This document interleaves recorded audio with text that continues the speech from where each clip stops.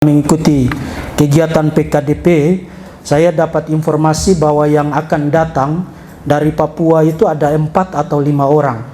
Tapi begitu saya kembali ternyata jumlahnya meningkat menjadi 11 orang. Dan itu kita akan upayakan untuk datang sesuai dengan jadwal transportasi yang ada di tanggal 26 Agustus ini. Jadi mereka belum bersama-sama dengan kita, dan itu berarti tahun ini merupakan tahun pertama di mana kita punya mahasiswa baru dari Papua. Tepuk tangan buat Tuhan Yesus.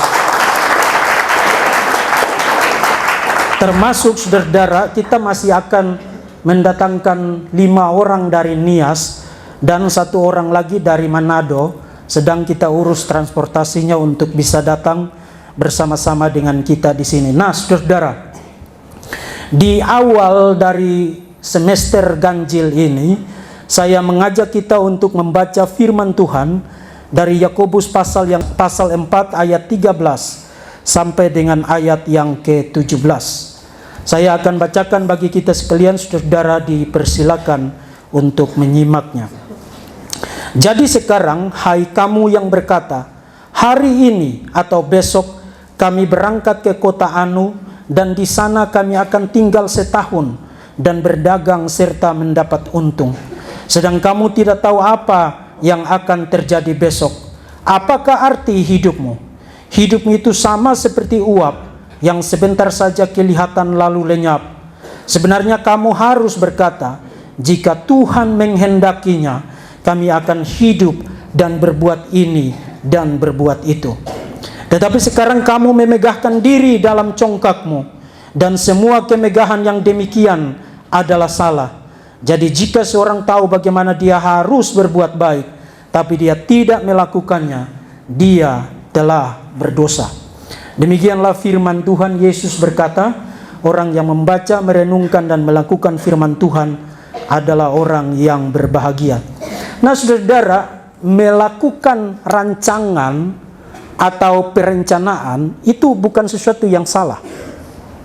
Merencanakan program, target pencapaian, tempat pelaksanaan, batas waktu pelaksanaan, metode, teknik, strategi pencapaian, tahap-tahap pencapaian, sasaran, tujuan, itu semua merupakan satu keharusan. Bukan hanya di dalam institusi-institusi sekular seperti dunia bisnis atau dunia politik atau organisasi-organisasi sosial, tapi juga harus diterapkan di dalam institusi-institusi ministerial yang berkaitan dengan pelayanan Kristiani. Misalnya kita sekolah-sekolah teologi di dalam lingkup Dirjen Bimas Kristen, kita harus mengikuti apa yang disebut dengan audit mutu eksternal dari BAN PT. Dan waktu kita diaudit, itu kita mesti menyiapkan sejumlah dokumen terkait dengan perencanaan. Ada 3 yang paling utama yang pasti ditanyakan dan diperiksa setiap kali akreditasi, yaitu rencana induk pengembangan. Itu bicara tentang rencana jangka panjang dari satu institusi. Kamu akan jadi apa 10, 20, 30, 40 tahun ke depan. Kemudian rencana strategis, itu bicara tentang rencana jangka menengah. Lalu apa yang kamu akan lakukan setiap tahun itu dituangkan dalam rencana operasional. Jadi ada RIP-nya, kemudian ada renstranya, dan ada renopnya. Itu merupakan satu keharusan di dalam institusi pendidikan tinggi saat ini, dan tidak terkecuali berlaku juga bagi STT. Dalam hal anggaran juga begitu. Saudara, kita di STT Rai Batam, ini kenapa batuk-batuk? Kita di STT Rai Batam itu kita punya program rapat penyusunan anggaran itu di awal semester, dan itu kita sudah mulai terapkan sejak 1 atau 2 tahun yang lalu. Dalam hal mengajar juga begitu. Saudara yang mahasiswa, kalau ada dosen sekarang masuk dan tidak memperlihatkan kepada saudara apa yang namanya RPS-nya atau rencana pembelajaran semester, atau RPM-nya, rencana pembelajaran mata kuliah, saudara punya hak untuk protes. Karena itu diwajibkan oleh pemerintah sekarang, setiap dosen yang mengajar harus mempersiapkan perencanaan untuk proses belajar mengajar yang ada, yang namanya RPS atau RPM. Dan itu sangat detail sekali. Itu menyusun RPS saja, itu sama jelimetnya dengan mempersiapkan materi bahan ajar itu sendiri. Saudara, saya baru kembali dari kegiatan PKDP sebagai persyaratan untuk sertifikasi dosen. Dan salah satu materi yang terus-menerus diulang-ulang, bahkan menjadi tugas yang bikin kita begadang terus, adalah membuat RPS. Segala sesuatu sampai kepada sangat detail sekali, sampai kepada detik menitnya pun harus dituangkan di situ. Metodenya apa, referensinya apa, topiknya apa, rubrik penilaiannya, kisi-kisinya, kemudian standar evaluasinya, macam-macam semua ada di situ. Satu RPS itu bisa 16 sampai dengan 25 halaman. Dan itu kan sudah satu bahan ajar itu. Sangat detail sekali. Karena pemerintah menginginkan supaya pendidikan tinggi kita itu tidak dikerjakan, tidak digarap secara sambil lalu dan asal-asalan, melainkan dikerjakan atas dasar perencanaan yang baik dan matang. Dan itu diharapkan akan membawa hasil belajar yang maksimal untuk para naradidik kita. Jadi merencanakan sesuatu itu bukan hanya penting, tapi merupakan satu keharusan di dalam mengelola satu institusi, termasuk di dalam kehidupan personal seseorang. Kehidupan pribadi seseorang, kalau you tidak punya rencana, you akan bikin apa, you akan mau jadi apa, dalam 2 tahun, 3 tahun, 5 tahun, bahkan 10 tahun ke depan, kamu akan menjadi seperti petinju yang sembarang meninju, dan seorang pelari yang lari keluar daripada treknya. You tidak akan mencapai target apapun kalau you tidak membuat perencanaan apapun. Jadi teks ini tidak mengkritik kita atau tidak melarang kita untuk, hey kamu yang orang Kristen, jangan bikin perencanaan, percayakan saja kepada Tuhan, lihat dan tunggu saja pimpinan Roh Kudus dan semuanya akan beres. Tidak, bukan itu yang dikatakan Yakobus di sini. Teks ini merupakan sebuah peringatan, sebuah warning, sekaligus kritikan bagi orang-orang yang berpikir bahwa segala sesuatu yang kita perlukan untuk membuat hidup ini berhasil, itu ditentukan terutama dan semata-mata berdasarkan planning, berdasarkan perencanaan. Tidak ada Tuhan di situ, Tuhan tidak dilibatkan di situ, Tuhan dilupakan, Tuhan tidak punya tempat di dalam planning itu. Ini adalah proyek saya, ini adalah institusi saya, ini adalah hidup saya. Yang penting untuk saya kerjakan adalah saya bikin planningnya, metodenya saya siapkan, teknik pencapaian saya siapkan, saya rekrut orang yang skillful untuk mencapai tujuan itu, tempat pelaksanaannya saya tetapkan, jangka waktunya saya tetapkan, dan that's it. Perencanaan yang demikian, yang di dalamnya tahta Tuhan dibuang dan kehendak Tuhan tidak dipedulikan, itulah yang dikritik oleh Yakobus di dalam teks ini. Yakobus memberikan warning, jangan sampai engkau melupakan Tuhan. Even di dalam engkau merencanakan apa saja, bukan hanya di dalam organisasi-organisasi besar, tapi bahkan untuk hidupmu hari demi hari, apa yang engkau cita-citakan, apa yang engkau inginkan, apa yang engkau dambakan, yang engkau rencanakan, jangan sampai engkau melupakan Tuhan. Nah, saudara-saudara, dalam kesempatan ini saya akan mengajak kita merenungkan 2 pertanyaan penting.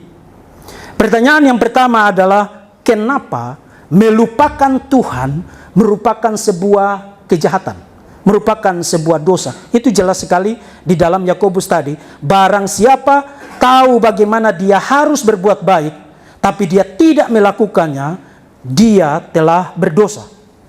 Dan itu bicara tentang orang yang melupakan Tuhan, yang meniadakan Tuhan dari hidupnya. Jadi pertanyaannya adalah why? Kenapa melupakan Tuhan merupakan sebuah dosa? Bahkan saya sebenarnya mempersiapkan sebuah judul yang jauh lebih horor.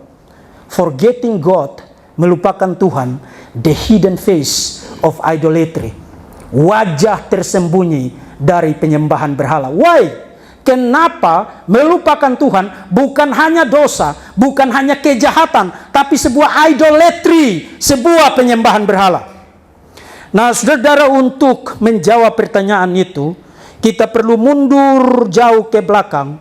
Ribuan tahun sebelum Tuhan Yesus lahir, Tuhan telah terus-menerus berfirman kepada orang-orang kudus di dalam perjanjian lama, para patriark, bangsa Israel, para nabi di dalam perjanjian lama. Dan kalau saudara perhatikan tema tentang melupakan Tuhan, forgetting God, merupakan satu tema yang everywhere, omnipresent di dalam seluruh perjanjian lama. Tapi demi keringkasan saya akan sorot 3 aspek saja dari warning itu terkait melupakan Tuhan dari dalam perjanjian lama sebagai latar belakang untuk kita mengerti why, kenapa melupakan Tuhan bukan dosa yang sepele, tapi adalah penyembahan berhala yang menjijikan di mata Tuhan. Dari perjanjian lama pertama, kalau saudara perhatikan di dalam Ulangan pasal 8 ayat 11 sampai 14, di dalam ayat yang ke-11, supaya jangan engkau melupakan Tuhan Allahmu.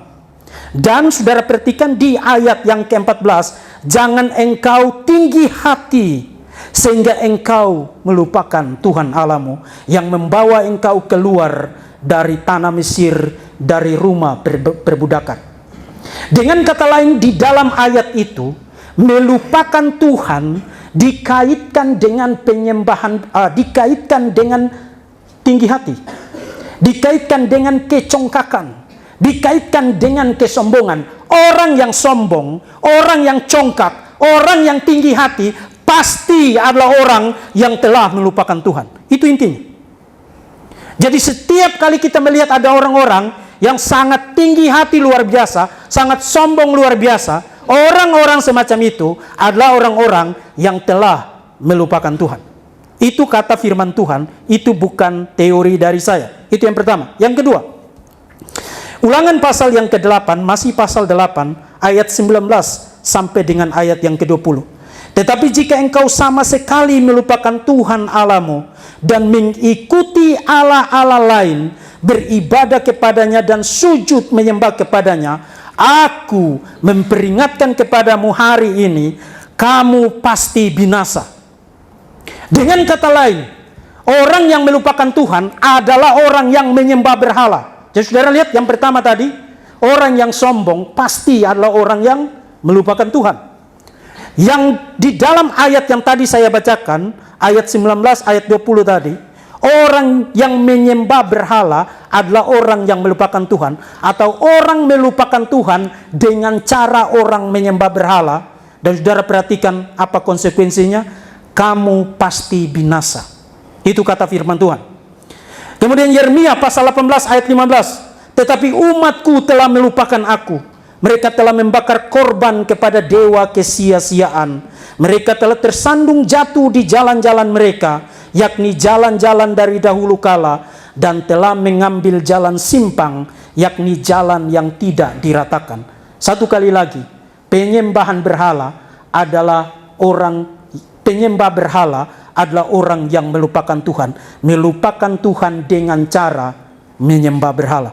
Yang ketiga, melupakan Tuhan juga dikaitkan dengan orang yang merasa mampu untuk menjaga dirinya sendiri, yang merasa mampu membangun security-nya sendiri, percaya pada dirinya sendiri. Saudara ingat slogan yang digembar-gemborkan oleh media sosial saat ini apa? Self-confidence, percaya pada dirimu sendiri.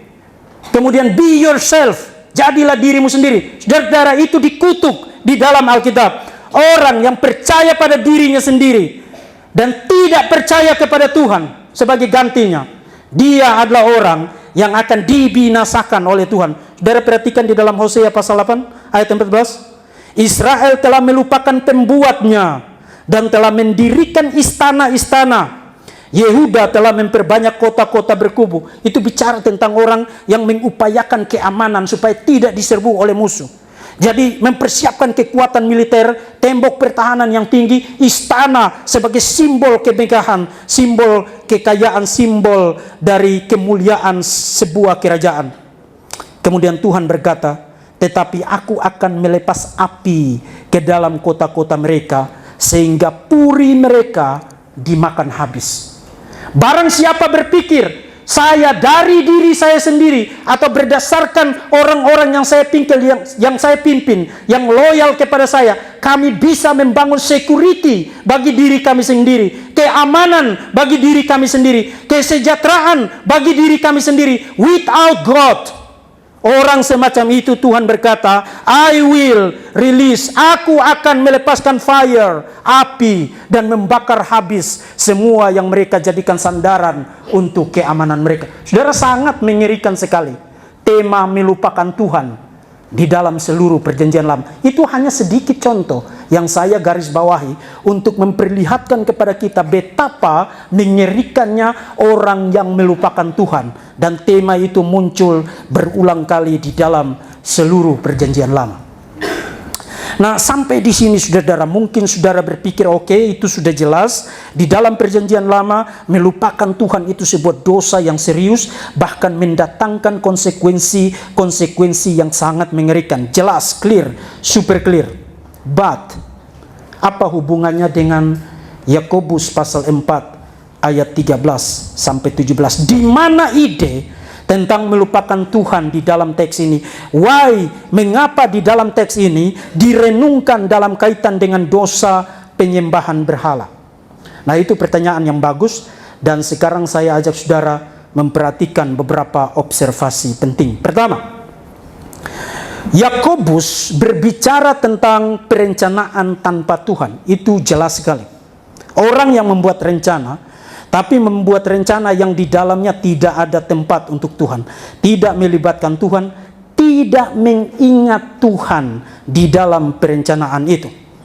Dengan kata lain, ide tentang melupakan Tuhan itu merupakan ide sentral di dalam ayat-ayat yang tadi kita baca dari Yakobus pasal 4 ayat 13 sampai dengan 17. Jadi tema tentang melupakan Tuhan di dalam seluruh Alkitab, mulai dari perjanjian lama, apply untuk Yakobus pasal yang keempat ayat 13 sampai 17. Yang kedua, mengapa melupakan Tuhan di dalam konteks Yakobus pasal 4 merupakan sebuah dosa idolatry, dosa penyembahan berhala? Saudara, waktu you bikin perencanaan tanpa Tuhan, sebenarnya apa yang kamu asumsikan?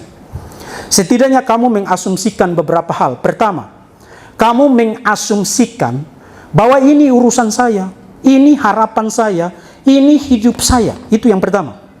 Kemudian yang kedua, karena ini hidup saya, karena ini harapan saya, karena ini urusan saya, dan saya akan bikin itu menjadi berhasil atau mencapai hasil yang saya inginkan kalau jika saya merencanakannya dengan baik dan berusaha sebaik-baiknya. Itu yang kedua. Mungkin itu belum terlihat salah. Yang ketiga, silakan lihat hasilnya. Tapi tidak ada Tuhan di situ. Nah, waktu you berangkat atau membangun perencanaan di atas proposisi yang tadi atau ide-ide yang tadi, sebenarnya apa yang kamu percayai? Pertama, yang kamu percaya adalah saya tahu masa depan saya. Saya tahu masa depan saya, bahwa masa depan saya akan baik-baik saja kalau saya punya perencanaan yang baik. Kemudian yang kedua, saya bisa mengurus diri saya sendiri. Dan cara saya mengurus diri saya sendiri adalah dengan membuat perencanaan sebaik-baiknya. Satu kali lagi, tidak ada Tuhan di situ. Saya yang tahu masa depan saya yang tahu urusan saya yang tahu need saya apa, kebutuhan saya apa, dan saya yang tahu cara bagaimana untuk membuat hidup saya itu efektif, efisien, dan successful, dan penuh keberhasilan. Saudara tahu, itulah persis esensi dari penyembahan berhala. Penyembahan berhala itu bukan sekadar kamu pergi ke hutan, ada pohon besar di situ, ada batu besar, lalu kamu sujud-sujud bawah sesajen. Bukan itu. Itu hanya salah satu ekspresi luar dari penyembahan berhala. Esensi dari penyembahan berhala adalah apa yang disebut oleh para ahli sebagai degodding God. Menontuhankan Tuhan. Satu kali lagi, degodding God. Jadi Tuhan yang seharusnya Tuhan, sekarang saya non-Tuhankan Tuhan. Jadi Tuhan bukan Tuhan, yang jadi Tuhan sekarang siapa? Saya. Saya yang tentukan hidup saya yang rencanakan hidup saya yang atur hidup saya yang tentukan bagaimana cara mencapai itu, dan saya tidak butuh apapun juga selain daripada diri saya. Saya menjadi the center of my universe, menjadi pusat dari alam semesta saya. Itu adalah degoding God, menon-Tuhankan Tuhan, dan itulah idolatry, itulah penyembahan berhala. Penyembahan berhala berarti kita mengangkat sesuatu pada tahta Tuhan yang seharusnya dia tidak boleh ada di situ. Yang boleh ada di situ hanya Tuhan. Sekarang saya angkat diri saya ke atas tahta itu, saya geser Tuhan, dan saya menjadi Tuhan atas diri saya. Itu adalah idolatry. Yang ketiga, kenapa ini disebut sebagai the hidden face of idolatry? Wajah tersembunyi dari penyembahan berhala. Saudara, banyak dari kita tidak merasa berdosa merencanakan sesuatu, menjalani kehidupan tanpa melibatkan Tuhan. Karena saudara-saudara membuat perencanaan itu sesuatu yang baik. Tadi saya awali dengan pendahuluan yang agak panjang, bicara tentang kepentingan dan keharusan membuat perencanaan pada level institusi, pada level individu. Itu sesuatu yang baik, completely good dan useful, sepenuhnya baik dan sepenuhnya berguna. But sesuatu yang baik itu, sesuatu yang berguna itu dapat menjadi kejijikan di mata Tuhan, dapat menjadi kejahatan di mata Tuhan ketika Tuhan dicoret dari sesuatu yang baik itu. Tuhan disuruh keluar dan semata-mata hanya ada perencanaan itu. Jadi kita tidak lagi merasa berdosa karena kita sama-sama tahu merencanakan itu sesuatu yang baik. Berupaya sebaik mungkin mencapai apa yang sudah direncanakan itu sesuatu yang baik. Tapi begitu kita hanya stop sampai di situ, dan Tuhan tidak punya tempat di situ sama sekali, sesuatu yang baik itu sekarang menjadi berhala. Berhala itu pada umumnya adalah hal-hal baik yang kita ubah posisinya menjadi ultimate. Uang itu baik? Baik. Tapi apakah uang bisa jadi berhala? Yes, ketika uang ditempatkan sebagai ultimate. Pasangan hidup itu baik? Baik. Tuhan berkata tidak baik manusia hidup seorang diri. Tapi kalau pasangan hidup dijadikan sebagai ultimate di dalam hidup saya, maka dia menjadi berhala bagi saya. Anak-anak itu baik? Oh, diberkati Tuhan di dalam Alkitab itu salah satunya dengan punya anak, bukan? Tapi anak-anak bisa menjadi berhala kalau mereka menjadi ultimate, lebih penting daripada Tuhan. Punya pekerjaan itu baik? Baik. Tapi pekerjaan bisa menjadi berhala kalau you menjadikan pekerjaan sebagai dewamu. Jadi berhala itu adalah hal-hal baik yang you ubah posisinya dari secondary, dari hal-hal sekunder, dari posisi sekunder menjadi yang paling utama. Itu adalah berhala. Demikian juga dengan perencanaan. Perencanaan itu baik, baik, penting, penting, harus. Tapi seketika kamu akan mengubah itu menjadi idolatry. Begitu you percaya sepenuhnya pada rencanamu, tapi you tidak melibatkan Tuhan sama sekali di dalam perencanaan itu. Itu yang mengakibatkan perencanaan itu adalah satu idolatry yang hidden, yang tersembunyi, yang you sulit detect, yang you sulit deteksi, karena you sudah terpaku dengan something good, sesuatu yang baik pada perencanaan itu sendiri. Nah, ini sesuatu yang menarik, saudara. Agustinus, bapak gereja yang sangat besar, mempengaruhi baik gereja barat, baik gereja timur pada abad yang kelima. Di dalam De Confession-nya itu, pengakuan-pengakuannya itu, Agustinus bilang begini.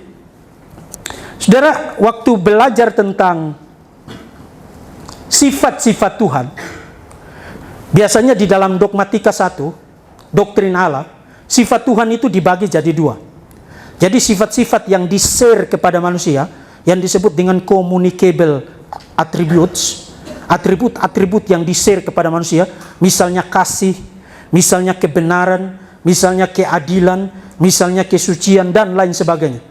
Jadi seperti Tuhan itu suci, demikian juga kita harus suci. Seperti Tuhan itu benar, demikian juga kita harus benar. Karena Tuhan share sifat itu kepada kita.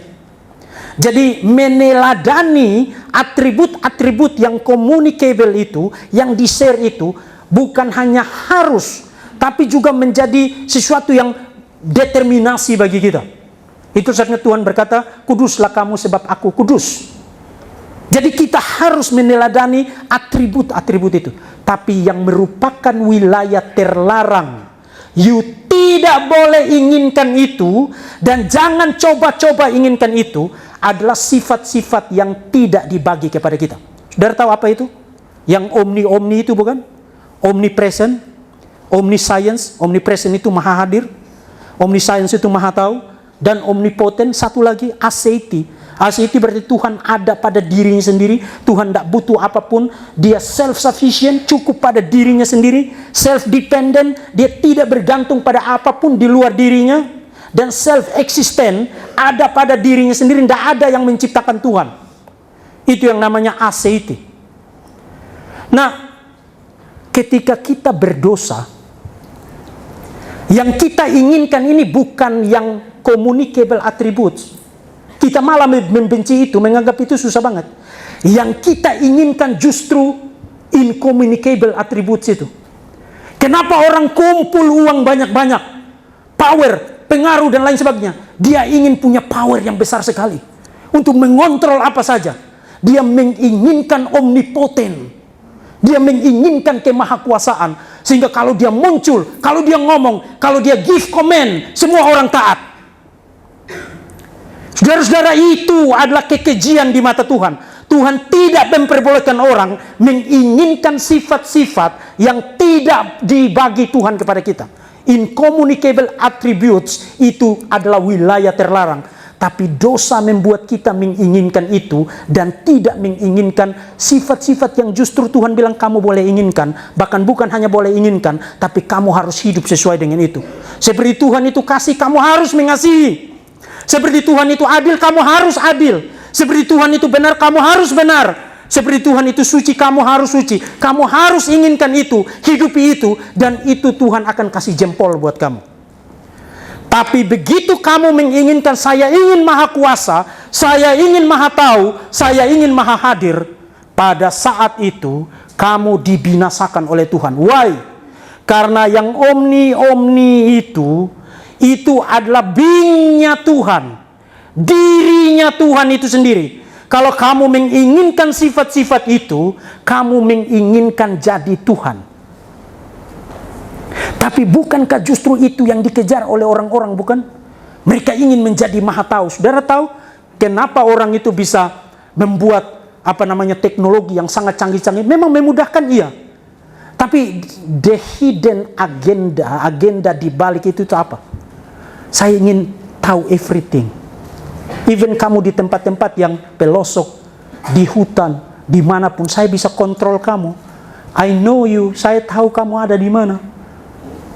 Kenapa orang membangun kekuatan yang sangat besar sekali dengan menghabiskan banyak sekali uang? Membangun kekuatan superpower supaya bisa apa? Mengontrol orang, menginginkan omnipoten, menginginkan omniscience, menginginkan omnipresent. Pada momen itu, waktu you menginginkan di incommunicable attributes itu, sifat-sifat yang tidak Tuhan bagikan itu, pada momen itu kamu dibinasakan oleh Tuhan. Nah, saudara, waktu you merencanakan sesuatu tanpa Tuhan, sebenarnya you sedang bilang apa kepada Tuhan? Tuhan, saya tidak butuh kamu. Saya ada dari diri saya sendiri, saya bisa urus diri saya sendiri, saya self-existent, self-sufficient. Saya undependent. Saya tidak bergantung pada apapun, saya cukup pada diri saya sendiri, saya bisa urus diri saya sendiri. Pada momen itu kamu ingin jadi siapa? Kamu ingin jadi Tuhan. Itu adalah kejijikan dari idolatry. Kamu ingin menjadi Tuhan bagi dirimu sendiri dengan merencanakan sesuatu tanpa melibatkan Tuhan di dalamnya. Jadi forgetting God adalah the hidden face of idolatry, adalah wajah tersembunyi dari penyembahan berhala ke dalam kejahatan melupakan Tuhan. Nah, Yakobus sebenarnya memberikan jawaban untuk pertanyaan itu. Dan pastinya begini saudara, Yakobus tidak bermaksud bahwa di dalam setiap kalimat kita harus bilang Tuhan kalau Tuhan berkenan. Bukan itu poinnya. Saudara kebayang enggak setiap kali ketemu orang selalu ada istilah teologis, selalu ada jargon. Haleluya, haleluya, haleluya. Kalau you ngomong dengan orang begitu, 5 menit pertama you masih tahan. 1 minggu kemudian you enggak tahan. Why? Karena you tahu orang ini sedang bermain-main dengan istilah-istilah itu. Menjadi hambar, meaningless. Karena diucapkan begitu saja, tapi tanpa penghayatan. Dan you tidak sungguh-sungguh maksudkan itu, hanya menjadi kebiasaan di mulut. Bukan itu poinnya. Saudara, ada seorang pengkhotbah besar dari Inggris, teolog metodis John Wesley, pernah menasihati para calon pendeta, calon pengkhotbah pada masa itu. Dan dia bilang begini, jangan terlalu sering mengumbar kata-kata dan jargon-jargon teologis. Itu hanya akan menjadi kebiasaan tanpa makna. Satu kali lagi, jangan terlalu sering mengumbar kata-kata dan jargon-jargon teologis. Itu hanya akan menjadi kebiasaan tanpa makna. Jadi bukan berarti setiap kalau kamu ngomong rencana, ya kalau Tuhan berkenan, ya kalau Tuhan berkenan. Tidak apa-apa ngomong itu, poin saya bukan itu sob. Tapi terlalu sering dan hanya soal ngomong itu, Yakobus tidak bermaksud bilang bahwa kalau Tuhan berkenan itu jadi mantra. Begitu you ucapkan maka semuanya simsalabim lalu beres. Seakan-akan yang penting sudah ucapkan, maka saya tidak melupakan Tuhan. Bukan itu poinnya. Bagaimana kita tahu bahwa bukan itu yang dimaksudkan oleh Yakobus? Saudara perhatikan ayat 13. Ayat 13 bicara tentang apa yang kita tidak boleh pikirkan, tidak boleh katakan. Hari ini atau besok kami berangkat ke kota Ano, dan di sana kami akan tinggal setahun, berdagang serta mendapat untung. Itu yang tidak boleh dikatakan. Kemudian di ayat 15, dia bicara tentang apa yang you harus miliki, konsep apa yang you harus miliki. Jika Tuhan menghendakinya, tapi perhatikan, Yakobus tidak langsung sambung itu dengan jika Tuhan menghendakinya, kami akan melakukan ini dan itu. Dan perhatikan dia sisipkan satu klausa di situ. Apa? Jika Tuhan menghendakinya, kami akan hidup. Dan setelah itu baru Yakobus lanjutkan dan berbuat ini dan itu. Jadi ini bicara tentang apa? Life. Hidup. Bukan hanya soal kata-kata di bibir. Bukan hanya soal kebiasaanmu untuk ngomong haleluya, atau ngomong puji Tuhan, atau ngomong Tuhan memberkati, atau ngomong kalau Tuhan berkenan. Itu kalau you terus-menerus ngomong, lama-kelamaan hanya jadi mantra, hanya jadi kebiasaan, dan itu meaningless. Itu yang dinasihatkan oleh Wesley tadi, bukan? Jangan terlalu sering mengumbar kata-kata begitu, padahal kamu tidak maksudkan itu, tidak menghayati itu. Yakobus bicara tentang life itself. Di dalam segenap aspek hidupmu, you harus sadar bahwa saya bisa nikmati ini semua. Termasuk saya bisa merencanakan ini. Termasuk saya masih bisa tarik napas 1 kali lagi sekarang. Itu karena anugerah Tuhan. Saudara, ada kesaksian dari Jonathan Edwards, pengkhotbah kebangunan rohani yang super keren abad ke-18. Berkata, dan dia cerita tentang kebiasaan dia setiap bangun pagi.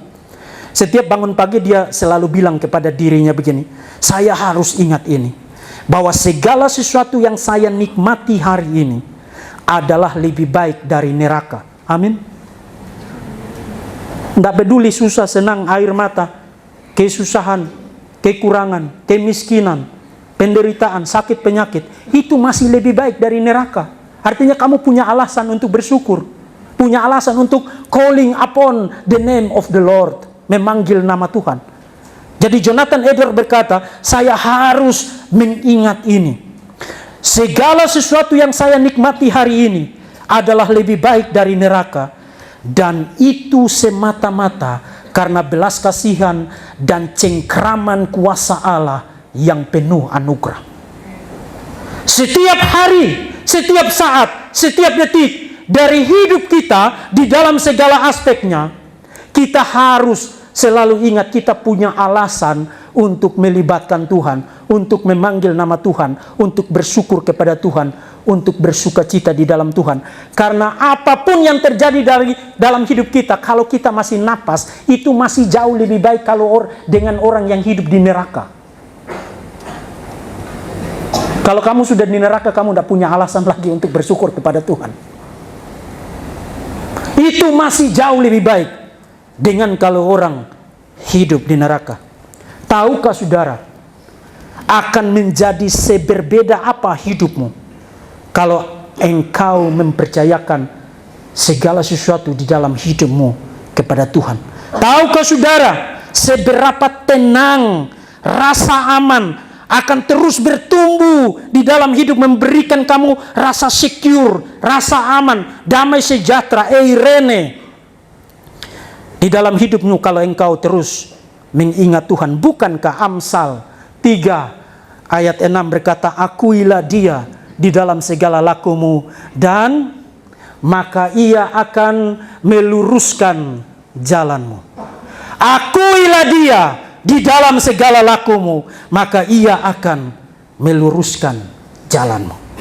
Nah, saudara-saudara yang terkasih, semua jadwal, rencana kegiatan yang kita sudah susun, tetapkan, dilakukan di semester ini, itu semua baik. Itu semua penting untuk keteraturan. Itu semua penting untuk evaluasi. Itu semua penting untuk akuntabilitas. Proses belajar mengajar, kegiatan-kegiatan administratif, kegiatan-kegiatan non-akademik yang kita rencanakan, kita lakukan di semester ini, itu semua baik. Tapi itu akan menjadi kejijikan di mata Tuhan kalau kita semata-mata sibuk melayani, sibuk mengajar, sibuk mengurus ini dan itu, tapi Tuhan tidak dilibatkan di sana sama sekali. STT ini tidak boleh menjadi STT yang mendukakan hati Tuhan. STT ini harus menjadi STT yang terus mengingat Tuhan. I will remember my God. Aku akan mengingat Allahku. Di dalam segenap aspek kehidupan saya, di dalam segenap aspek kegiatan, sampai kepada detail-detailnya di dalam STT ini, kita harus mengingat Tuhan. Semakin kita mengingat Tuhan, semakin Tuhan dilibatkan di sana, semakin Tuhan menjadi pengendali, menjadi otoritas mutlak yang mengendalikan, mengawasi, mengontrol, mengendalikan apapun yang kita kerjakan. Silakan lihat dan silakan uji, akan menjadi seberapa tenang hidupmu, akan menjadi seberapa aman hidupmu. Saya tidak bicara tentang kondisi, saya tidak bicara tentang keadaan. Bisa gelap, bisa mendung, bisa sakit, bisa kurang, bisa miskin, yes. Tapi orang yang tidak melupakan Tuhan, Tuhan berjanji Tuhan pun tidak akan melupakan dia. Amin. Kiranya Allah Tritunggal mendengar amin saudara dan amin saya dan amin. Mari kita berdoa.